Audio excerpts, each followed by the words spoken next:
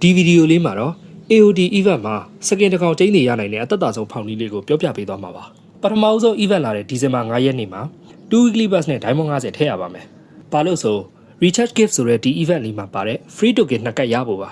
အဲ့ကရတဲ့ free token 2ကတ်နဲ့ 50% တော့ daily one draw တစ်ချိန်စုစုပေါင်း3ချိန်ကိုဒီဇင်ဘာ9ရက်နေ့အတွက်လှည့်ရပါမယ်အဲ့နောက်ဒီဇင်ဘာ6ရက်နေ့ကနေဒီဇင်ဘာ17ရက်နေ့ထိ50% of daily one draw ကို6ရက်ဆက်တိုက်လှည့်ပြီးဒီဇင်ဘာ12ရက်နေ့ free swell လာတဲ့အခါမှာတော့ diamond 250ဖြည့်ပေးပါလုံးဝအရေးကြီးတဲ့တတိထားမှာတစ်ခုက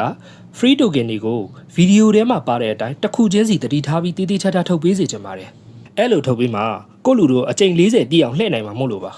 ဒီ event လေးကနေ free token 5ကတ်ရမှာကိုလည်းလုံးဝမထုတ်သေးပဲတစ်ဆင့်ချင်းစီပဲတည်ချာလုပ်ပေးပါ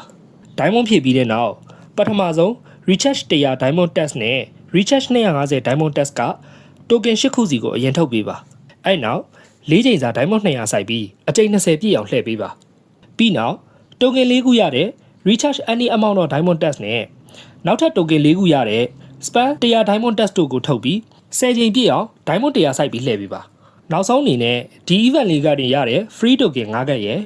login token 1ကတ်ရယ် token 4ခုရတဲ့ spam 250 diamond test ရယ်3ခုစလုံးကိုထုတ်ပြီး10ချိန်လှည့်လိုက်ပါဒါဆိုကိုလူတို့ကအချိန်40လှည့်ပြီးသားဖြစ်သွားပါပြီတတိထားမှာနောက်တစ်ခုက draw reward မှာ draw 20ကျော်သွားပြီမို့ free token တစ်ခုရပါလိမ့်မယ်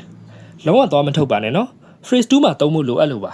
အဲ့နောက် daily one draw တစ်ချိန်လှည့်ပါဒါဆိုကိုလူတို့ကဒီဇင်ဘာ12ရက်နေ့ထိအချိန်90လှည့်ပြီးသားဖြစ်သွားပါပြီအဲ့နောက်ဒီဇင်ဘာ13ကနေဒီဇင်ဘာ18ထိ 50% တော့ daily one draw ကို6ရက်ဆက်တိုက်လှည့်ပေးပါဒီဇင်ဘာ19ရက်နေ့ရောက်တဲ့အခါ free token တွေလုံးဝမထုတ်သေးပဲ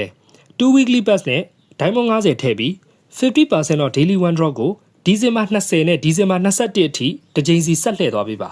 ဒီဇင်ဘာ22ရောက်တဲ့အခါမှာတော့ 50% တော့ daily one draw ကိုအရင်လှည့်ပါပြီးနောက် diamond 50စီသုံးပြီး one draw 3ချိန်ထပ်လှည့်ပါဒါဆို diamond 250သုံးပြီးဖြစ်တဲ့အတွက် phrase 2က free token တွေကိုအကုန်ထုတ်ပေးပါအဲ့နောက် draw reward ကအချိန်20ပြည့်ခဲ့တုန်းကရတဲ့ free token တစ်ကတ်ကိုလည်းထုတ်လိုက်ပါဒါဆိုကတ်30ပြည့်ပြီမို့10 draw 3ချိန်လှည့်လိုက်တဲ့အခါကိုလူတို့မှာ63ချိန်အောင်လှည့်ပြီးဖြစ်သွားပါပြီအဲ့နောက်ဒီဇင်ဘာ23ရက်နေ့ကစလို့ဒီဇင်ဘာ28ရက်နေ့ထိ 50% တော့ daily one draw ကိုဆက်လှည့်ပေးပါဒီဇင်ဘာ29ရက်နေ့မှာတော့မိမိရဲ့ point အခြေအနေပေါ်မူတည်ပြီး first stand draw ကို3သစ်မ3သစ်စစဉ်းစားပါကံကောင်းတဲ့သူတွေကတော့နောက်ထပ်3-4ချိန်ဆက်လှည့်ရုံနဲ့ point 1200ပြည့်သွားပါပြီကျွန်တော်တို့လိုကံမကောင်းတဲ့သူတွေအတွက်ကဒီဇင်ဘာ29ရက်နေ့မှာ diamond 450ဖြည့်ပြီး first stand draw ကို300နိုင်ပါတယ်